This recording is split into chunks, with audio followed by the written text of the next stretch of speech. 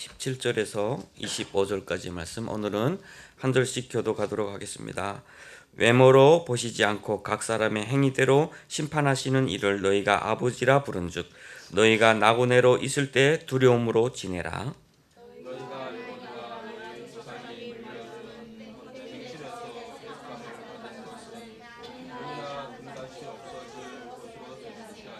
오직 흠없고 점없는 어린 양 같은 그리스도의 보배로운 피로 된 것이니라.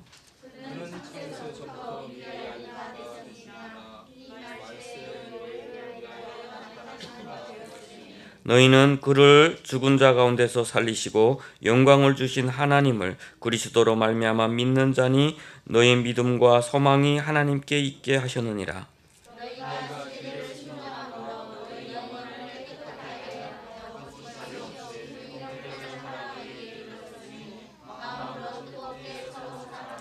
너희가 거듭난 것은 썩어질 씨로 된 것이 아니요 썩지 아니할 씨로 된 것이니 살아있고 항상 있는 하나님의 말씀으로 되었느니라.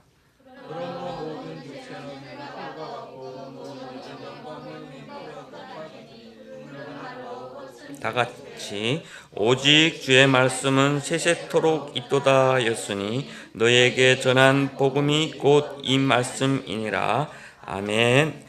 예, 오늘도 우리 강우삼 목사님께서 시들지 않는 나그네라고 하는 말씀으로 말씀 전해 주시겠습니다.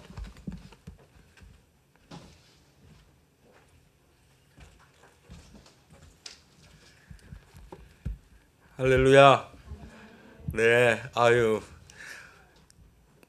제 마음이 좀 흥분이 돼요.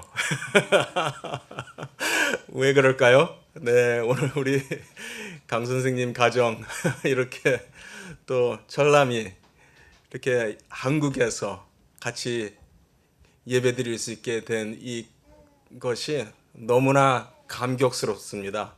제 마음이 주체가 안 될 정도로 너무나 감격스러워요. 작년 12월에요. 작년 12월에 우리가 라오스에서 만났는데 참 시간이 이렇게 가다 보니까 이렇게 또 한국에서 또 만나는 시간이 있고 또 같이 예배드릴 수 있는 또 하나님의 은혜를 우리가 또 경험하게 되네요. 너무나 감사합니다. 너무나 감사해요.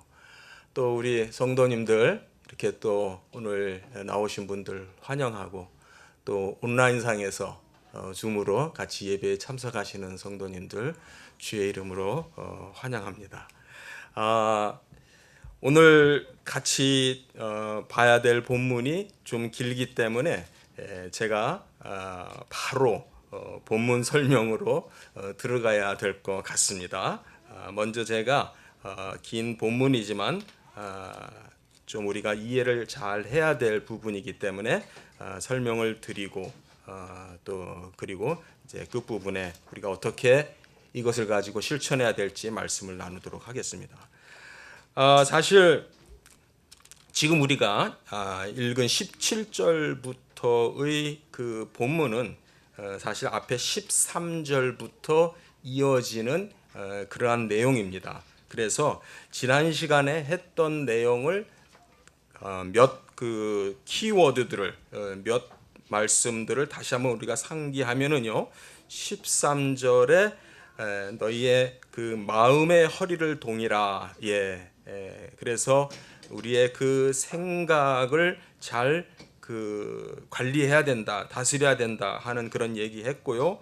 또 15절에서 보면은 너희도 모든 행실에 거룩한 자가 되라. 여기에서 모든 행실이라고 하는 말은 단순한 행동이 아니고 우리가 어떻게 행동을 하느냐를 지배하는 어떠한 그 우리의 그 삶의 방식 또는 가치관, 세계관까지 포함된다라는 얘기를 했어요. 그래서 하나님께서 거룩하시니 우리가 거룩하는 것이 거룩해야 우리가 하나님 앞에 나아갈 수 있다. 그것이 우리에게 주신 생명의 길이고 은혜다라는 얘기를 했고요.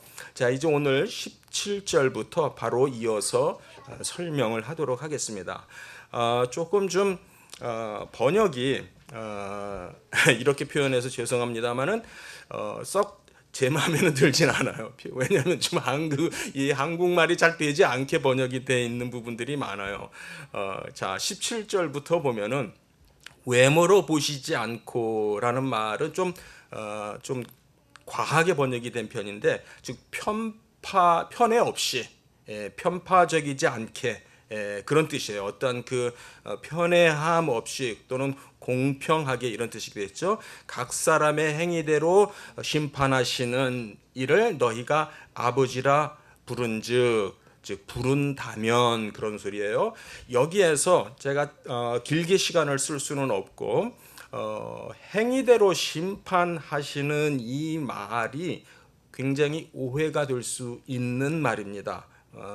흔히 이제 로마 가톨릭 같은 그러한 전통이나 심지어는 오늘날 안에 우리와 멀지 않는 거리에 있는 사람들조차도 무슨 말을 하냐면은 우리가 구원을 받는 것은 은혜로 받고 그 외에 복을 받는 것은 행함으로 받는다, 또는 나중에 죽을 때까지 어떻게 살았느냐를 가지고 나중에 심판받는다, 이런 식으로 말을 하는 경우들이 많아요. 그런데 지금 여기에서 말하는 것은 그런 구원의 이론을 말하는 것이 아니고, 그분이 누구라고 되어 있냐면 아버지라고 되어 있어요. 이것이 키워드예요. 여기서 다시 말해서 이것은 우리가 마지막에 행한 대로 우리가 그때 판단을 받는다. 그래서 그때까지 우리가 구원 받았는지 안 받았는지 모른다, 그런 얘기를 하는 게 아니고, 아버지가 어떤 분이시냐, 아버지는 공의로우신 분이에요. 그에게는 어떤 편파적인 것이 없으신 분이에요. 외모로 판단하시는 분이 아니에요. 정확하게 우리가 행한, 여기서 행위대로 이렇게 되었습니다. 우리가 한 일, 또 뭐 행위라고 해도 괜찮아요. 크게 벗어나는 거 아니에요. 우리가 한 일 자체가 아버지 앞에서 아버지의 도덕과 품성과 성품과 거룩에 부합하느냐 안 하느냐대로, 그것이 기준이 되는 거예요. 그러니까 그런 분이 우리의 아버지다라고 하는 걸 얘기를 하는 거예요. 조금 전에 그랬죠. 구약의 레위기서를 인용을 하면서 내가 거룩하니 너희도 거룩해라, 이 말씀을 우리는 율법으로 받는 게 아니고 복음으로 받는다라고 얘기했어요. 그 말을 조금 더 제가 의역을 하면은, 그분이 우리를 심판하는 무서운 재판관, 심판자, 단순히 그런 분이 아니고 우리의 아버지입니다. 그분이 아버지입니다. 그런데 그분에게는 조그맘치라도 어떤 거짓이나 죄나 숨김이나 가식이나 이런 것이 없습니다라고 하는 걸 얘기를 하는 거예요. 그래서 그런 지금 앞에서부터 읽었던 그 말의 분위기를 우리가 이어갈 필요가 있어요. 그래서 그분을 우리가 아버지라고 부른다면, 이게 중요해요. 그분을 우리가 아버지라고 부른다면 너희는 어떻게 살아야 되느냐? 한마디로 말해서 두려움 가운데 지내라, 이렇게 번역이 됐어요. 근데 언제를? 너희가 나그네로 있는 이 시간을, 정확하게 말하면 나그네의 시간을, 이 소리예요. 그러니까 여기에서 다시 말씀드립니다. 우리 모든 크리스천들은, 하나님의 자녀들은 나그네의 정체성을 가지고 있어요. 누구도 이 땅을 본향이라고 생각하고 사는 사람이 있어서는 안 되죠. 우리 모든 하나님의 자녀는 본향을 향해서 뚜벅뚜벅 나아가고 있는 나그네예요. 그렇죠? 그 나그네로 우리가 이 땅을 살고 있는 이 시간을, 성경에 보면은 여기는 이제 때라고 되어 있습니다. 정확하게 말하면 시간을, 그렇게 말하면 때보다는 조금 더 피부에 와 닿지 않을까, 좀 더 직접적인 느낌이 들지 않을까 싶은데, 지내라라는 말이 나와요. 지내라. 여기서 이 지내라라고 하는 것은 그렇게 행하고 살아라, 그 말인데, 요 말이 18절에 나오는 단어, 너희가 알거니와 너희 조상이 물려준 헛된 행실에서, 여기에서 행실이라고 하는 단어가 나오죠. 요 행실이라고 하는 단어가 우리가 지난주에 봤던 단어예요. 조금 전에도 제가 언급했는데 15절 한번 보세요. 15절에 보면은 너희를 부르신 거룩한 이처럼 너희도 모든 행실에, 그렇죠, 너희의 행실, 행함, 요 행함이라는 단어하고 17절에 행위라고 하는 단어하고 또 18절에 다시 행실이라고 하는 단어가 연결이 되는 단어들이에요. 그러니까 너희가 조상으로부터 물려준 헛된 행실로 살지 말고, 이 말은 뭐 가정교육이 잘못됐다 이런 얘기가 아니고, 우리가 살면서 가장 어떠한 그 가치와 존엄과 또 무게를 두는 그 어떤 정신적인 지주가 될 만한 것이 뭐가 있을까요? 예, 아마 대부분의 사람이 부모님으로부터, 집에서부터, 가정에서, 예, 대대로 물려받은 뭐 가훈, 정신, 교육 이런 거겠죠. 그런데 문제는 그게 반드시 거룩한 게 아니다라는 거예요. 예, 우리가 조상 때부터, 부모 세대부터, 또는 내가 고향 땅에 살 때부터 과거에 살던 그 행실이, 그 행실이라는 것은 내가 꼭 이걸 하고 저걸 하고 이거의 문제가 아니고, 어떻게, 즉 우리의 가치관과 세계관까지도 다 포함이 되는 큰 좀 그 의미예요. 예, 그 행실에서부터 우리를 구속해가지고, 그래서 다시 제가 17절과 18절을 왔다 갔다 하면서 설명을 하는데, 너희가 지금 나그네로 있는 이 동안을 두려움으로 지내라. 여기에서 두려움으로 지내라라고 하는 것은 공포 가운데, 테러 가운데 떨고 살라라 그 소리가 아니에요.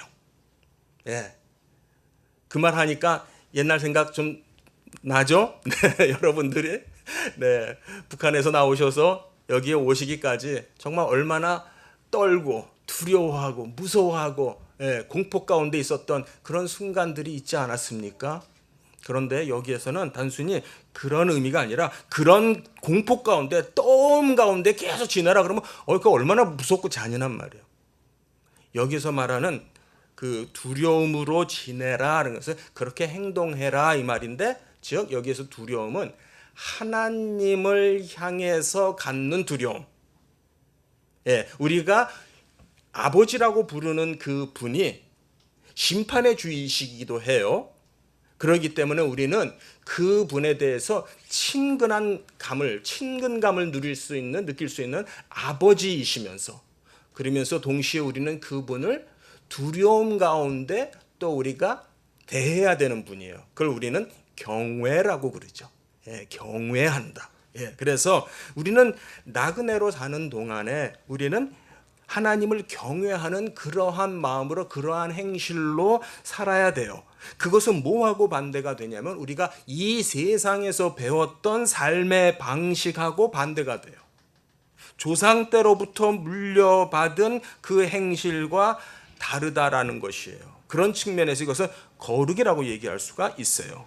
예, 그래서 이것은 우리가 어떻게 받게 된 것이냐, 이것 자체가, 예, 그냥 금이나 은 같은 것으로서 주고 산 게 아니다. 세상에 우리가 다니면서 여기저기 다니면서 살면서 잘 알지만, 세상에 금하고 은, 금이나 은보다 더 좋은 게 세상에 어디 있습니까? 그런데 이거는 금이나 은 가지고도 못 사는 거예요. 그럼 뭘로 샀느냐? 19절에 보니까 흠도 없고 점도 없는 어린 양 같은 그리스도의 보배로운 피로 된 것이라 라고 말합니다. 이 피의 값이 얼마나 귀한 것이냐면은, 보배로운 이 단어 하나로 다 수식이 돼요. 예, 정말 금이나 은보다도 더 귀한 것, 더 가치가 나가는 것. 예, 그게 바로 뭐냐면 바로 그리스도의 피입니다. 그래서 그 피를 그리스도의 보배로운 피 이렇게 말을 하고 있어요. 그런데 그것이 그 일이 언제부터 시작이 되었냐 하면은 창세 전부터예요. 창세 전부터 미리 알림 받으셨어요. 누가? 그가. 여기서 그는 누구예요? 그리스도죠. 그리스도는 이미 창세 전부터 여기서 알았다 그 말은요 조금 좀 어려운 표현이고 굉장히 여기서 한참 또 설명을 해야 될 그런 표현인데 이 말은 하나님께서 아버지께서 그 아들을 아셨어요. 어떤 자로? 우리의 구원자로, 우리를 위해서 오실 중보자로서, 구세주로서 그 아들을 아셨어요. 즉 다시 말해서 구원의 계획이 하나님의 구원의 계획이 언제부터 시작이 되었다라고 얘기하는 거냐면은 창세가 있기, 그러니까 천지가 만들어지기 이전부터 하나님은 이 구원의 일을 시작하셨고 그 아들을 그리스도로 우리의 중보자 구원자로 아셨다 그 말이에요. 그 놀라운 구원의 계획이 이제 우리에게 알려졌어요. 우리에게 나타났어요. 언제?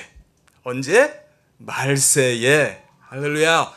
말세에. 여기서 이 말세가 또 딴 데로 엉뚱한 데로 빠지면 안 돼요. 이 말세에라는 말은요. 이 자체가 끝이라는 그 뜻이에요. 가장 그 표준적인 그 뜻이 뭐냐면 끝에, 즉 너희를 위하여 나타났죠. 이미 지금 그 베드로전서 이 편지를 받아서 읽고 있는 성도들, 나그네로 흩어져 있는, 핍박 가운데 흩어져 있는 이 성도들이 이 내용을 받아서 지금 읽을 때에는 이미 그리스도는 나타나셨어요. 그렇죠? 나타나셔서 이 땅에 오셨고 죽으셨고 부활하셨고 승천하셨고 한 지금 그러한 시점을 말하는 거예요. 그래서 그리스도가 나타나셨는데 그 나타나심 그 자체가 끝이라는 거예요.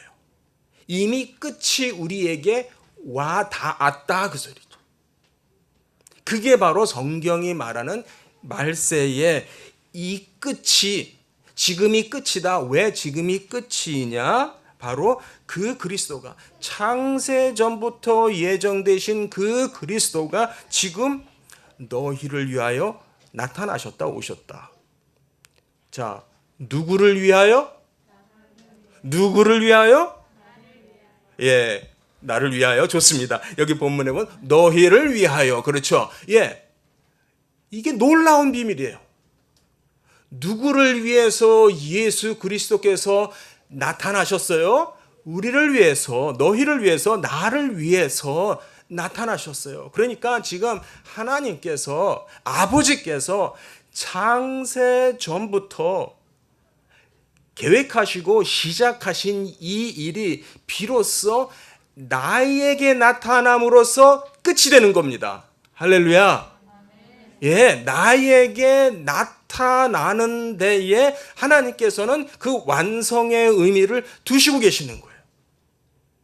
그래서 우리가 이렇게 과거의 모습에 매여서 또는 조상 때부터 내려오던 그러한 삶의 방식을 따라서 사는 자들이 아닌 것은 그리스도의 피로 이것을 샀기 때문이에요.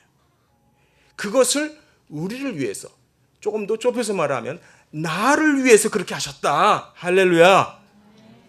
믿으십니까? 꼭 붙드시기 바랍니다. 하나님께서 아버지께서 나를 위해서 이런 일을 하셨구나. 21절에 보니까 조금 더 구체적으로 뭐라고 설명하시냐면은 하나님께서 뭘 하셨냐? 그에 대해서, 그리스도에 대해서 어떻게 하셨냐? 그를 죽은 자 가운데서 살리시고 영광을 주셨어요. 요거는 성경에 보면 이런 표현이 자주 나와요. 무슨 말이냐면은 고난을 받으시고 영광 가운데 들어가. 고난과 영광. 이 고난은 죽으시는 거죠. 죽으시는 거죠. 죽으셨다가 다시 부활하시고 영광 가운데 들어가는 이 표현이 신약 성경에 보면은 종종 나옵니다. 즉 한마디로 압축해서 말하면은 우리에게 믿음을 주시기 위해서 아버지는 하나님은 그 아들을 우리의 중보자로 보내셔서 그리스도로 보내셔서 죽는 일을 하게 하시고 그 다음에 그를 부활시키셔서 영광 가운데로 높이시는 이 일을 하셨어요. 요거를 어려운 말로 신학교에 가면은 뭐라고 말하냐면 구속사 이렇게 말해요. 구속사 이렇게 말해요. 이게 바로 하나님께서 우리의 구원을 위해서 이루신 그 일, 그것을 토대로 말미암아 이제 비로소 우리가 믿을 수 있게 됩니다. 우리에게 믿음과 소망이 생기게 됩니다. 그러니까 자 보세요. 예수님께서 오셔서 십자가의 죽음을 당하셨어요. 우리가 쉽게 이렇게 말하지만 그 십자가의 죽음을 당하시고 또 이제 영광 가운데로 높여지셨어요. 그 모든 것이 무엇을 위해서냐? 궁극적으로 어떤 일을 하시기 위해서냐? 우리가 믿을 수 있게 하기 위한 거예요. 자, 사랑하는 성도님들, 내가 오늘날 2020년도에 이렇게 하나님의 자녀로서 교회 다니고 믿음 생활하고 이렇게 할 수 있는 것, 이 모든 것이 그냥 된 게 아니고요. 이 일을 가능하게 하기 위해서, 이 일이 일어나도록 이루어지게 하기 위해서 이미 하나님은 엄청나게 많은 일을 하셨어요. 하나님은 엄청나게 많은 일을 하셨어요. 그 일을 다 성취하셨어요. 바로 그 뜻이 말세 끝이라는 말이에요. 이미 그 끝이 우리에게 와 닿아 있습니다. 그러니까 나그네들에게 지금 핍박 가운데, 박해 가운데, 어려운 가운데 또는 도망 중에 한 곳에 계속 머물러 살지 못하고 계속 떠돌아야 다녀야만 하는 그러한 상황 속에 있는 그 나그네들에게, 바로 우리 모두가 나그네예요. 그 나그네들에게 다시 한번 하나님께서 내가 너희들을 위해서 한 일이 뭐다라고 하는 걸 다시 한번 얘기해 주는 거예요. 다시 한번 상기시켜 주는 거예요. 자, 22절 넘어갑니다. 그래서 이제 너희가 다 이제 어떻게 해야 되느냐? 너희가 진리를 순종함으로써 영혼을 깨끗하게 하라. 굉장히 어려운 말이 나와요, 여기에. 순종만도 이게 큰 덩어리의 말인데, 이 순종과 뭐가 같이 나오냐면 진리라고 하는 단어가 같이 묶여서 나와요. 진리를 순종함으로써, 진리를 순종함으로써, 즉 하나님의 말씀이라고 말할 수도 있고요. 또 예수 그리스도 그분 자체라고도 말할 수 있고요. 그래서 그 진리를 순종함으로써, 앞에서도 우리를 한번 순종의 자녀다 이렇게 부르신 적이 있어요. 14절에 보면은 너희는 순종의 자녀로서 이런 말 했었죠. 그러니까 바로 그 말은 뭐냐면 우리의 정체성이에요. 우리는 진리를 따라 사는데 여기에 22절에 영혼을 깨끗하게 하여, 영혼을 깨끗하게 하라는 말이 나와요. 이 영혼을 깨끗하게 하여라는 말을 여러분이 보시면서 13절의 말씀이 다시 떠올라야 돼요. 13절에 뭐라 그랬습니까? 너희의 마음의 허리를 동이고 근신하여. 그렇죠? 마음의 허리를 단단히 해라. 그러니까 마음의 그 생각이 마음이 움직이는 대로 갈팡질팡 우왕좌왕 나를 내 생각이 가는 대로 맡기지 말고 내 생각을 다스리라고 성경은 얘기해요. 내 생각에 내 마음에 허리띠를 바짝 매서 이게 느슨하게 풀러지지 않게 해야만 한다는 거예요. 다시 한번 여기에 그 영혼을 깨끗하게 하여. 지난 시간에 제가 여기에 여기서 이제 그 마음이라고 하는 그 단어를 설명을 한번 했었어요. 여기에서는 영혼이라고 하는, 즉 우리의 인격 자체를 가리키는 그 단어가 쓰입니다. 그래서 우리의 존재 자체를, 우리의 존재 인격 중에서 가장 중심이 되는 부분이 마음이라고 할 수 있겠죠. 그래서 우리가 나그네로 살면서 중요한 게 뭐냐면 우리의 생각을, 우리의 의식을 또 삶의 방식을 깨끗하게 하는 것, 거룩하게 하는 것, 이게 굉장히 중요하다. 그러면서 그 다음에 어떤 말씀을 하시냐면은 서로 뜨겁게 마음으로, 여기서 마음으로는 지난 시간에도 얘기했던 것처럼 심장, 카르디아라고 하는 단어, 심장, 우리 가슴에서 좀 뜨거운 단어와 연결이, 열정과 연결이 되는 그런 표현이에요. 우리의 심장에서 나오는 그러한 뜨거움으로 서로를 사랑하라. 그런데 어떻게 서로 사랑하냐? 여기 아주 재밌는 단어가 나와요. 형제 사랑하기에 이르렀으니. 그러니까 우리가 우리의 마음을 다스리고 마음의 허리를 동이고 영혼을 깨끗하게 함으로써 형제 사랑에 이르렀는데, 이 형제 사랑이라고 하는 단어가 헬라어로 뭐냐면 필라델피아예요. 필라델피아 들어보셨어요? 예. 이게 필라델피아 어디서 들어보셨어요? 미국의 한 도시 이름이 필라델피아죠. 예, 제가 오랫동안 살면서 거기에서 학교 다니고 했던 그 시 이름이 필라델피아 이렇게 불러요. 예, 필라델피아 뜻이 뭐냐면은 형제 사랑. 형제 사랑이라는 뜻이에요. 필라델피아. 그래서 그 형제 사랑으로 뜨겁게 서로 얽히라 그 말이에요. 그러니까 이게 우리에게 엄청난 위로가 되는 말씀이에요. 이 세상의 방식으로는 조상 때로부터 물려받은 그러한 행실로는 우리가 살 수가 없어요. 그러니까 우리는 나그네잖아요. 이 땅을 살아야 되는 나그네잖아요. 이 나그네에게 뭐라고 말씀하시냐면은 정말 마음에서 뜨겁게 나오는 그 형제의 사랑을 이루라. 그렇게 사랑해라. 그것만이 우리가 서로에게 해줄 수 있는 거예요. 우리가 우리 지체들을 향해서 정말 마음에서 나오는 뜨거움으로, 여기에서 굉장히 저는 이 단어를 너무 좋아해요. 뜨거움으로, 뜨겁게. 우리가 뜨거움만 가지고 살 수는 없고요. 우리가 하나님의 말씀을 배우고 공부할 때는 냉철함도 필요해요. 그렇죠? 냉철함도 필요하고 우리가 정말 사고를 온전하게 잘하는, 그런 건실하게 사고를 잘하는 것도 필요하면서 또 여기 보면은 뜨거운 것도, 저는 굉장히 이 단어를 좋아해요. 좀 사람이 좀 뜨거워야 돼. 사람이 좀 뜨거움이 있어야 돼. 근데 여기에서 이 뜨거움이 정말 우리에게 엄청난 위로가 돼요. 자, 23절 봅니다. 23절부터 제가 이제 결론에 도달하는데, 너희가 거듭난 것은, 할렐루야, 우리가 거듭났답니다. 믿으십니까? 거듭났다는 뜻이 뭐예요? 죽을 뻔하다가 살아났다는 뜻이에요? 죽을 뻔했는데 안 죽고 살아났어. 그게 아니에요. 그게 거듭이 아니에요. 그게 거듭났다는 뜻이 아니에요. 죽었다는 거예요. 이미 죽었어요. 우리는요. 이미 죽었는데 다시 살려준 거예요. 할렐루야. 죽을 뻔했어. 이건 안 죽은 거예요. 죽을 뻔한 건 안 죽은 거예요. 그게 거듭났다는 뜻이 아니에요. 아무리 내가 정말 혼이 나고 고생을 했었어도 그거는 죽은 게 아니에요. 성경은 우리를 이미 죽은 사람이라는 데서부터 출발해요. 이미 우리는 죽었어요.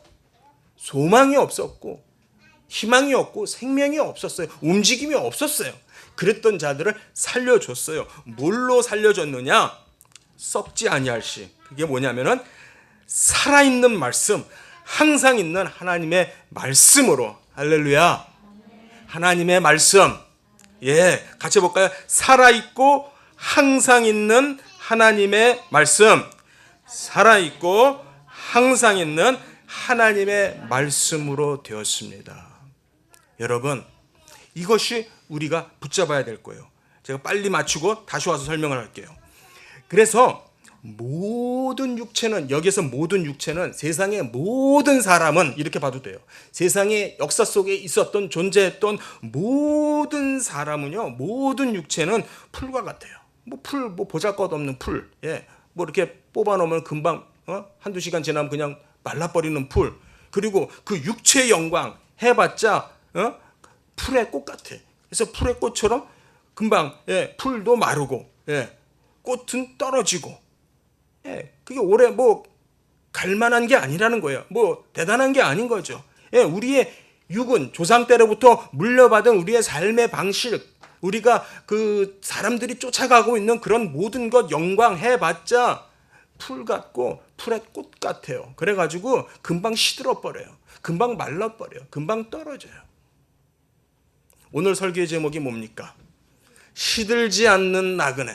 이건 웬 시적인 제목인가 이렇게 생각을 할 수가 있는데 제가 여기에서 제목을 딴 거예요. 그렇죠? 성경적인 제목이에요. 제가 갑자기 시적인 어떤 감흥이 돌아서 제목을 그렇게 붙인 게 아니고 정확하게 푸른 마르고, 그러니까 이 마르다라는 것은 이렇게 말라 비틀어 시들어져서 이렇게 드라이 돼가지고서 이렇게 부석부석 부서지는 걸 말하거든요.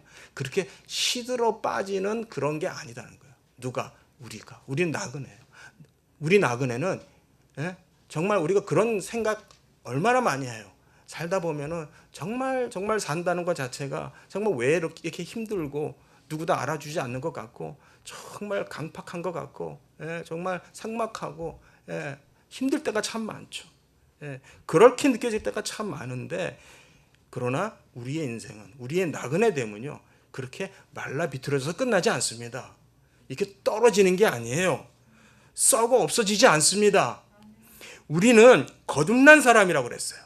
우리는 거듭난 사람이고 썩지 아니할 사람이고 또 마르지 않고 시들지 않고 떨어지지 않는 그런 존재들로 만드셨어요. 무엇으로? 하나님의 말씀이 우리 안에 계시니까. 하나님의 말씀이. 이 주의 말씀이 세세토록 우리에게 있다는 거예요. 그래서 바로 너희에게 전한 복음이 곧 이 말씀이다. 지금 들려주고 있는 내가 지금 하고 있는 이 모든 얘기가 이게 복음이에요. 이게 기쁜 소식이에요. 그게 바로 이 말씀이다. 자, 오늘의 말씀의 결론으로 돌아갑니다. 하나님의 말씀에다 주목하시기 바랍니다. 오늘 설교 제목은 시들지 않는 나그네입니다만 우리가 주목해야 될 것은 하나님의 말씀이에요.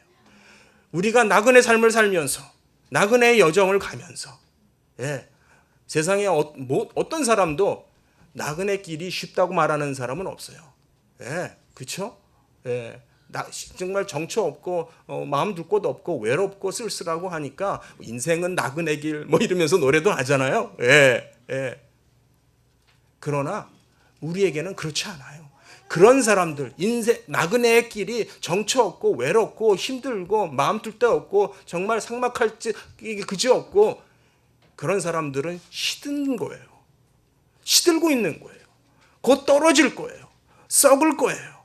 그러나 우리는 그렇지 않아요. 왜요? 우리에게는 하나님의 말씀이 있기 때문에 그래요. 이 하나님의 말씀은 자 23절에 보면 살아 있습니다. 하나님의 말씀은 살아있어요. 살아서 운동하는 말씀이에요. 움직이는 말씀이에요. 우리의 관절과 골수를 쪼개는 그런 힘도 있어요. 하나님의 말씀은 살아계십니다. 우리 안에 살아서 꿈틀꿈틀하는 말씀이 있기 때문에 우리는 시들지 않습니다. 그리고 이 하나님의 말씀은 항상 있다라고 했어요. 항상 우리와 있어요. 항상 있는 것이 이 하나님의 말씀이에요. 자, 그러면은 다시 질문합니다. 나그네로서 이 나그네의 길을 가고 있는 우리가 시들지 않고 떨어지지 않고 패하지 않고 패망하지 않는 그러한 인생이 되기 위해서는 우리에게는 무엇이 필요합니까? 하나님의 말씀이 필요합니다. 이게 오늘 설교의 결론이에요. 그럼 여러분들 어떻게 하시겠습니까? 하나님의 말씀을 늘 읽으시면서 사셔야 돼요. 나그네가 이 척박한 인생길을 어디 가도 환영받지 못하는 이 인생길을 살면서 위로받을 수 있고 단순히 위로 차원이 아니고 힘을 얻을 수 있는 우리 마음에 정말 형제를 사랑할 만한 뜨거움이 샘솟아 날 수 있을 정도의 그러한 움직임이 우리의 마음속에서 있게 하는 것이 무엇이냐? 하나님의 말씀입니다. 아멘. 하나님의 말씀을 여러분들 읽어야만이 살 수가 있어요. 여러분, 힘드시고 지치고 할 때 드라마 보시고 연속극 보시고 텔레비 틀어놓고 잠깐 뭐 기분 전환은 될 수 있어요. 뭐 저도 뭐 텔레비 봅니다. 안 본다는 게 아니고. 그러나 그것이 내 영혼을 소성시키지 않습니다. 내 영혼에 힘을 주지 않습니다. 내 영혼이 살아나기 위해서는 성경 말씀 읽으세요. 성경을 피세요. 몇 줄이라도 읽으세요. 또박 읽으면서 성경 말씀이 뭐라고 말씀하시는지를 깨달아 아시면서 읽으세요. 필요하시면 성경 공부 나오세요. 성경 공부 열심히 들으세요. 그리고 설교 복습해서 다시 들으세요. 네, 이게 설교자가 한 30분 설교를 준비하기 위해서 얼마나 많은 시간을 들이는지 아십니까? 엄청나게 많은 시간과 많은 기도와 많은 정말 그 모든 혼신의 힘을 다 쏟아서 설교를 하는데 여러분은 편하게 앉으셔서 30분 듣고 그냥 쳐버려요. 시험 보면 아마 다 빵점 다 F 맞을 거요. 한 번 듣고 그냥 뒤로 넘기기에는 너무 사실 아까운 내용들이에요. 제 설교가 너무 좋아서 이렇게 말하는 게 아니고 정말 목회자의 마음은 여러분의 영혼을 정말 생각하면서 기도하는 마음으로 설교를 준비하는데 요즘 너무 좋아요. 우리 유튜브가 있어가지고 유튜브를 통해서 다시 들을 수 있어요. 얼마든지 다시 들을 수 있어요. 여러분 말씀을 가까이 하세요. 말씀에서만 살아날 수 있어요. 왜냐하면 이 말씀 속에 예수 그리스도가 있기 때문에 그래요. 자, 이 말씀이 너희에게 전한 복음이다. 이 복음의 내용이 뭐였냐면은 창세 전부터 아버지께서 아들을 택하여 구원의 계획을 세우셨고 이제 말세에 그 예수 그리스도를 우리에게 나타내 보여주셨어요. 이미 구원이 완성되었어요. 이미 모든 하나님의 일이 우리를 위해서 끝이 이루어졌어요. 났어요. 이제 그 끝이 우리에게 다 있어요. 너희를 위하여 나타내셨다. 할렐루야. 그러니까 우리는 이 말씀 속에서 누구를 만나냐? 예수 그리스도를 만나야만이 살 수가 있어요. 예수 그리스도를 만나야만이 그 안에 생명이 있어요. 그래서 성경을 읽으라는 거예요. 성경을 읽는 것이 무슨 미신적이고 무슨 이상한 그런 게 아니고요. 이것이 생명이기 때문에 살아있는 말씀입니다. 그리고 항상 계시다고 그랬어요. 성경 읽으시겠습니까? 힘드실 때 언제든지 한 장을 다 안 읽어도 좋아요. 몇 절만이라도 꼼꼼하게 읽으시면서 나에게 주시는 은혜를 찾으시고 이 말씀 속에 계시는 예수 그리스도를 찾으세요. 그렇게 하시는 분에게는 생명이 역사하시는 줄 믿습니다. 네, 같이 기도하겠습니다. 하나님